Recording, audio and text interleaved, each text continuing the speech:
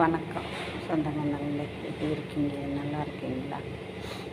வந்து பசிக்கிறப்ப கிடைக்காத உணவும், நம்மளுக்கு உதவிப்படாதப்ப, நம்மளுக்கு தேவைப்படுறப்ப காசு பணமும், வந்து நம்ம ஏங்கக்குள்ள கிடைக்காத அன்பும், முடியாத காலத்தில் வந்து கிடைச்சி என்ன லாபம்? நம்மளுக்கு ஒரு பிரயோஜனமும் கிடையாது. தேவைப்படுறப்ப அது தேவைப்பட்டால் தான் பிரயோஜனப்படும். நம்ம தேவைப்படாத காலத்தில் அன்பு, பாசம், காசு, பணம், சாப்பாடு இதெல்லாம் கிடைச்சி என்ன பண்ண போகிறோம்? எல்லாத்தையும் அனுபவிக்க வேண்டிய நேரத்தில் கிடைச்சா அனுபவிக்கலாம்.